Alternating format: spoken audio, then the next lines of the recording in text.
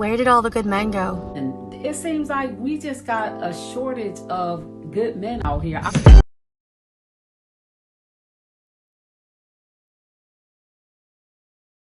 you think there's no good guys left, this could in fact be your fault.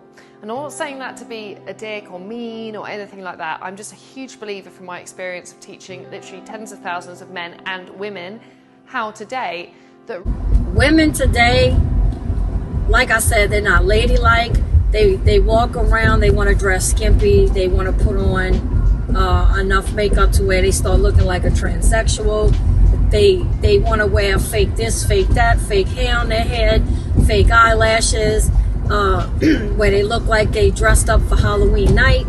They getting surgery, they getting their lips blown up, they getting their butts done, their breasts done. Nothing's real anymore.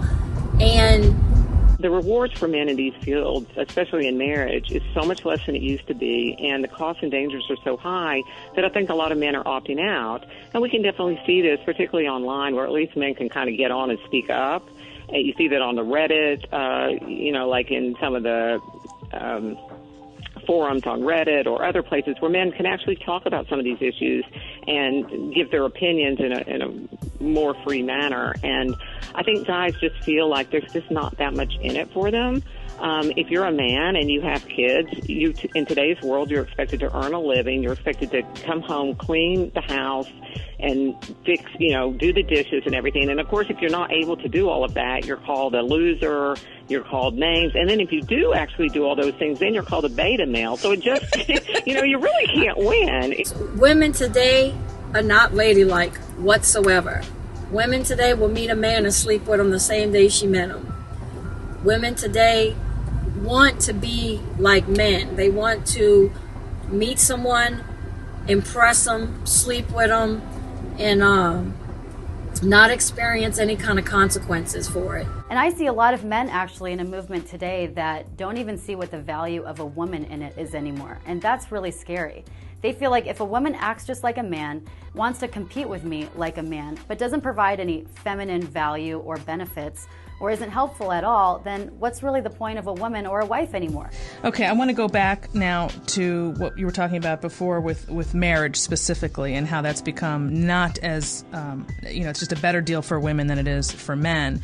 And so much of that has to do, as you were explaining, that it's not as though men can be primarily responsible for providing for their family, although they're still expected to do that as much as they ever yes, were. And in fact, the Pew Research Center did a study, and they found that that the majority of people still expect men to provide for families, particularly, Right, and that's all fine, except when you're adding on to that, oh, and by the way, when you come home, you're not going to have any moment to breathe, and you're going to have no time for yourself, and there's no place where you can go as a man and be alone with men because those spaces are gone, yada, yada, yada. So basically, you're a slave to your life. If other women were not whores and willing to lay down and flirt with a married man or a man in a relationship, and this kind of stuff wouldn't happen. Men wouldn't be able to do this kind of stuff. They wouldn't be able to cheat on you as often.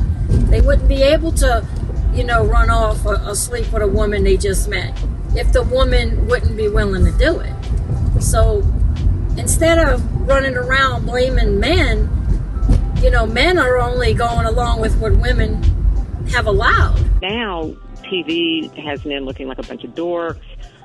We have all this awful stuff about men, and men who are married just seem to be kind of not worth a lot of respect. Men lose a lot of friends.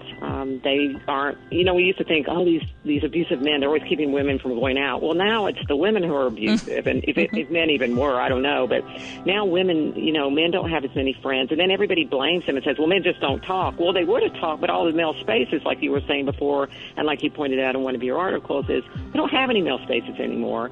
And I think that's a really big piece of that's missing. If we don't have male space, what we've done is we've retreated men who are married. Oh, you'll have a man cave down in the basement or the dirty area of the house in the garage. I just think that being married for men means that there's just a lot of freedoms and things that they don't have anymore. So let's go back like 50 years. Let's go back to your grandparents and your great-grandparents. Everybody think about your great-grandparents. Do you think, and I'm generalizing here, typically they were married when they had children. And I want you to think about this. Do you think that when your great-grandmother met your great-grandfather, the first day she met him, she slept with him? Probably not. Back then, women were ladylike. They wore dresses, they covered their bodies, they had a man court them. You know, then if they were going to be with that man, they typically wanted to be married to that man before they had their children or whatnot. Or if they had a child with that man, they got married afterwards. And women from those times, like your great-grandmother, probably only have slept with one or two partners in their whole life. I know female acquaintances my age that have slept with 60, 70, 80 men, 5 men a year since the age of 16, 15. You know, that adds up, believe it or not. And they don't see nothing wrong with that. Men have the most to lose. So I think when we talk about the cost benefit for men have to weigh it more heavily than a woman. Women can just get a divorce. Mm-hmm. And in fact, we know that women initiate 70-something% of those divorces. And they do it because they know that they ultimately can get something. If they have assets, usually they're either going to be split equally or she's going to get more. If they have children, she doesn't really need to worry that she's going to not have any custody. She's going to at least get half, if not the full sole custody. And so I just think there are a lot of things in today's political climate and legal climate where men have to really weigh these things. Ultimately, feminism has made it much harder for women to have what they want most in life, which is a family, which is love, ultimately. And men are actually freed up to do whatever they want to in life and not have to be attached to a woman or be obligated to marriage.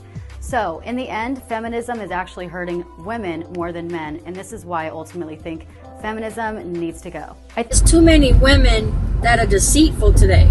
They lie, they deceitful, they're whores, they want sexual attention, and they're insecure. Why are men just wanting to stay away from women, far, far away, not marry, not commit, not have children, and potentially even just pump and dump? Well, you got it right here. You continue with this feminist movement, never-ending demands on men, constant blaming, shaming, entitled attitude. You want to continue to compete with men instead of just be with men and be feminine, be beautiful, be a woman.